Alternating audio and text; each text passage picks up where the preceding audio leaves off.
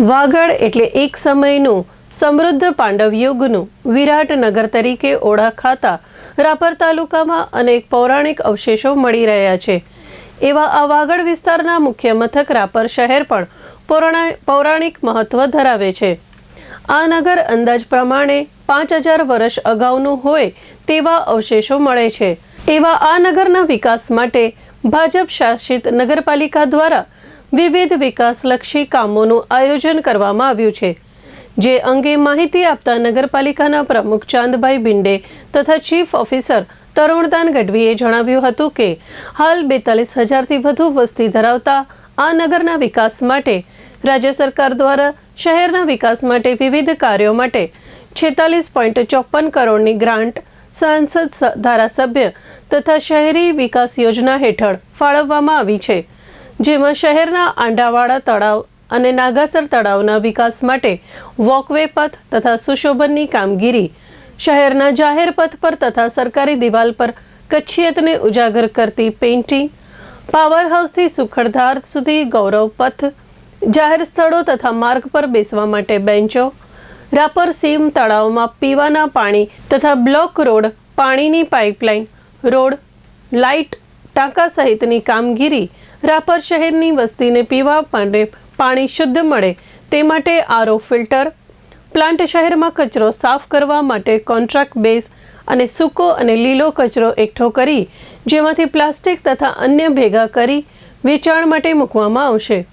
નવું ગટર લાઇન નાખવાની યોજના, સુવઈથી રાપર સુધી પાઇપલાઇન નાખવાની યોજનાની કામગીરી ધારાસભ્ય વિરેન્દ્રસિંહ જાડેજા, નગરપાલિકાના પ્રમુખ ચાંદભાઈ ભિંડે, ચીફ ઓફિસર તરુણદાન ગઢવી, ઉપપ્રમુખ બબીબેન સોલંકી, કારોબારી ચેરમેન વિકાસ શાહ, શાસક પક્ષના નેતા મહાવીરસિંહ જાડેજા, દંડક હસુમતીબેન સોની, નગરપાલિકાના કર્મચારી મંડળના પ્રમુખ હકુમતસિંહ સોઢા, મહેશ સુથાર, આશિષ ગોસ્વામી, દિવ્યરાજસિંહ જાડેજા વગેરે કામગીરી માટે તજવીજ હાથ ધરી છે અને ટૂંકમાં આ તમામ કામગીરી શરૂ કરી તાત્કાલિકમાં પૂર્ણ કરાવવામાં આવશે તેવું જણાવવામાં આવી રહ્યું છે।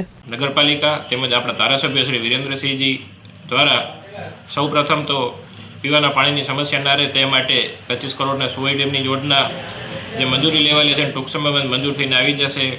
તેમજ સફાઈ માટે ગટરની યોજના જે 14 કરોડની મંજૂર થઈ ગઈ છે, વર્ક ઓર્ડર અપાઈ ગયું છે અને ટૂંક સમયમાં જેનું કામ પણ શરૂ થવા જઈ રહ્યું છે। તેમજ સફાઈ માટે વિવિધ આપણા પાસે 35થી વધુ વાહનો છે, જેમાં કહીએ 10 ડોર ટુ ડોર છે, 12 ટ્રેક્ટર છે, ઇમરજન્સી માટે જેસીબી છે, ગટરની સફાઈ માટે જેટિંગ મશીન છે, સ્લજ મશીન છે, તેમજ રખડતા ઢોરો પકડવા માટેનું એક સ્પેશિયલ આધુનિક પાંજરું પણ આવેલું છે।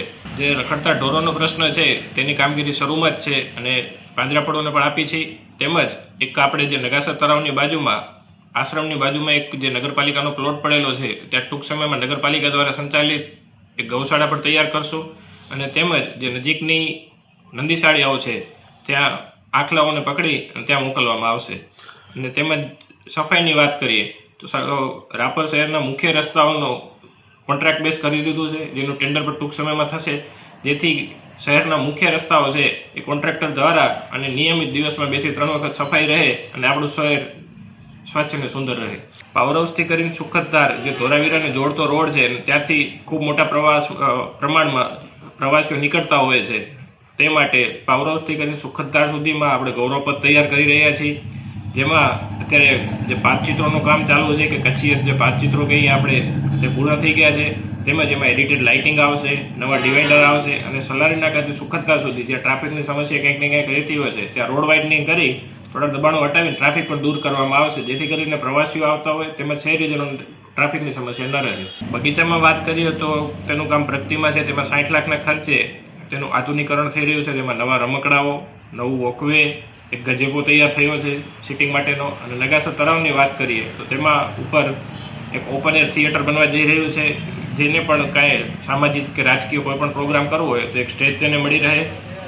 તેમજ વોકવેમાં નવી સ્ટ્રીટ લાઇટો લગાડી અને વધુ પ્રકાશ પડે, તેમજ તેમાં સાઉન્ડ સિસ્ટમ ગોઠવીને સવારના સાંજના જે નિયમિત વોક કર્યાવાળા છે તેમને એક સારું સંગીત મળી અને વોકિંગ કરી શકે।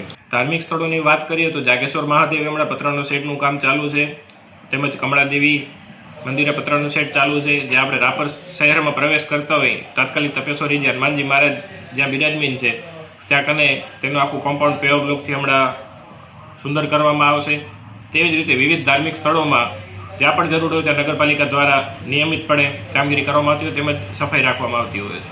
આપણા રાપર વિધાનસભાના ધારાસભ્ય શ્રી વિરેન્દ્રસિંહ બાપુના પ્રેરણાથી અને સખત મહેનતથી જે અત્યાર સુધીમાં 46.54 કરોડ રૂપિયાની દરખાસ્તો મૂકી હતી તેમાંથી જે કામો મંજૂર થયા છે એમાં 74 લાખના ડામર, 60 લાખના આરસીસી, 2.5 કરોડના પેવર બ્લોક, 4 કરોડ ગટર અને ઓજી વિસ્તાર માટે સમગ્ર ઓજી વિસ્તારમાં લાઇટ, પાણી અને ગટરની યોજનાઓ આપણા ધારાસભ્યશ્રીના નેજા હેઠળ જ્યારથી નવી ટીમ શાસનમાં આવી છે ત્યારથી જ શરૂઆત કરી દીધી કે રાપરને પાણીની તકલીફ એ ભૂતકાળ બની જશે.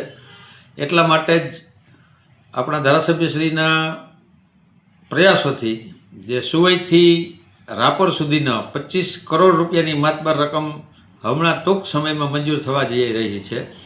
એટલે રાપર શહેરનો જે પાણીનો પ્રશ્ન છે એ બિલકુલ નાબૂદ થઈ જશે.